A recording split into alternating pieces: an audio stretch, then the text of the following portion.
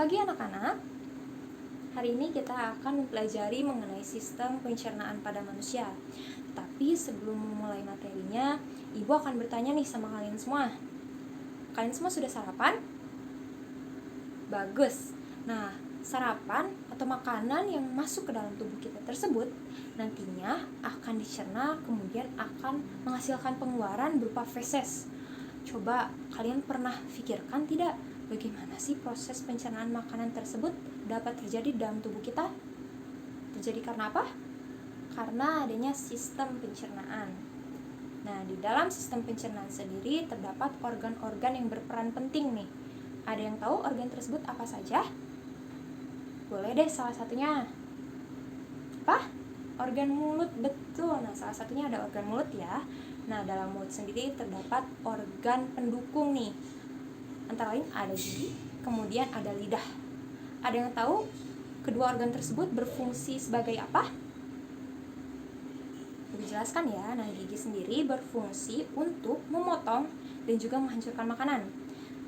Sedangkan lidah berfungsi untuk membasahi makanan agar lebih mudah tercerna dan sebagai sistem indera perasa yang dapat merasakan rasa manis, asin, asam, dan juga pahit. Dapat dipahami ya? Oke, sekarang kita masuk ke materinya. Hari ini kita akan membahas mengenai organ-organ dalam sistem pencernaan. Kemudian kita akan membahas mengenai fungsi dari organ-organ tersebut dan proses apa saja yang terjadi dalam organ-organ tersebut sehingga dapat menghasilkan sebuah feses. Ya? Oke. Pertama-tama Ibu akan menjelaskan mengenai sistem pencernaan secara umum. Nah, sistem pencernaan sendiri merupakan pemecahan makanan menjadi bentuk atau molekul yang lebih sederhana. Dalam sistem pencernaan ini terdapat dua proses pencernaan. Ada yang tahu? Yang pertama itu adalah proses secara mekanik, kemudian kimiawi. Betul. Nah, untuk mekanik sendiri biasanya melibatkan organ-organ pencernaan. Contohnya ada organ gigi. Betul. Nah, untuk proses pencernaan secara mekanis biasanya melibatkan zat-zat atau enzim nih. Ada yang tahu organ apa saja? Nah, tuh dalam mulut kita terdapat kelenjar ludah, di mana kelenjar ludah tersebut menghasilkan air liur. Di dalamnya terdapat enzim amilase yang memecah zat pati atau karbohidrat menjadi gula atau glukosa. Betul sekali. Coba organ yang lainnya apa saja? Ada lambung menghasilkan enzim renin, pepsin, dan juga HCl atau asam klorida. Betul. Kemudian apalagi? Ada organ usus halus menghasilkan tripsin dan juga lipase. Betul, hebat. Nah, di dalam sistem pencernaan juga terdapat organ-organ atau saluran pencernaan.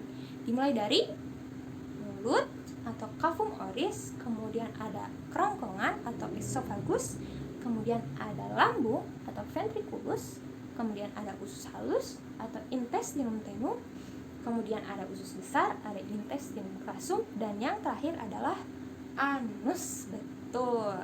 Oke, baik. Sekarang kalian Ibu minta untuk membentuk 5 kelompok yang masing-masing beranggotakan 6 orang ya. Bebas, kalian bisa pilih siapa saja yang akan bergabung dalam kelompok kalian.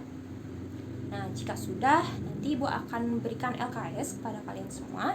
Nanti tugas kalian adalah mencari dan mendiskusikan bersama-sama dengan teman kelompoknya untuk mengisi LKS tersebut. Seperti itu ya. Nanti setelah selesai boleh kalian memilih masing-masing perwakilan untuk maju ke depan dan di mana nantinya perwakilan tersebut akan mempresentasikan atau membagikan hasil diskusi kelompoknya. Seperti itu ya. Jadi kita belajar bersama-sama. Seperti itu. Baik, jika ada yang tidak dipahami mengenai pengisian LKS-nya bisa tanyakan langsung ke Ibu. Oke, silahkan dimulai diskusinya. Ibu berikan waktu selama 30 menit. Oke, waktunya sudah selesai ya. Sebelum presentasi masing-masing kelompok, ada yang ingin ditanyakan terlebih dahulu? Oke, kalau misalkan tidak ada, silahkan perwakilan kelompok 1 sampai dengan kelompok 5 untuk maju ke depan untuk mempresentasikan hasil diskusi bersama teman-temannya secara bergiliran dan berurutan sesuai dengan nomor kelompok masing-masing ya. Mengerti? Baik. Baik, bagus dan benar semua ya hasil diskusinya. Beri tepuk tangan untuk kita semua. Ibu rasa kalian sudah memahami ya mengenai sistem pencernaan seperti apa. Sekarang jika ada yang masih ingin ditanyakan atau masih kebingungan mengenai sistem pencernaan, boleh silahkan tanyakan langsung ke Ibu. Oke, baik, boleh. Ibu akan jawab ya.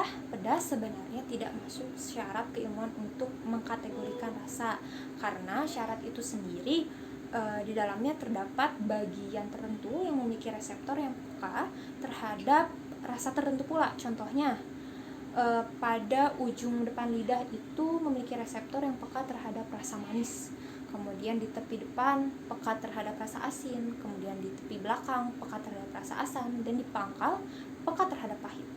Sedangkan untuk pedas sendiri terjadi akibat adanya sensasi terbakar pada papila atau pada ujung syaraf lidah, dan papila ini tersebar di seluruh bagian permukaan lidah, sehingga pedas tidak memiliki bagian tertentu pada lidah yang lebih peka, dan pedas sendiri dapat dirasakan di bagian manapun yang menyebabkan sensasi panas pada papila.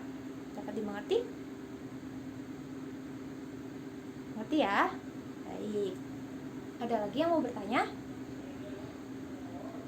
Baiklah, jika tidak ada yang ingin ditanyakan kembali, Ibu akan berikan lembar evaluasi untuk kalian semua. Silahkan diisi.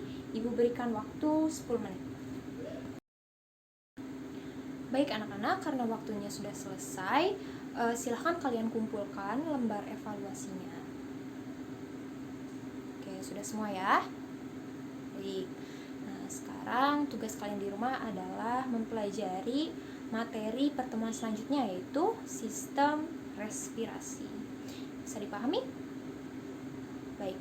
Untuk materi hari ini, ada yang mau bertanya terlebih dahulu sebelum Ibu tutup? Tidak ada? Paham semua? Bagus. Oke, untuk pembelajaran hari ini Ibu cukupkan sekian. Kita tutup dengan membaca hamdalah bersama-sama. Alhamdulillahirobbilalamin. Oke, Ibu pamit ya. Sehat-sehat semua. Sampai jumpa.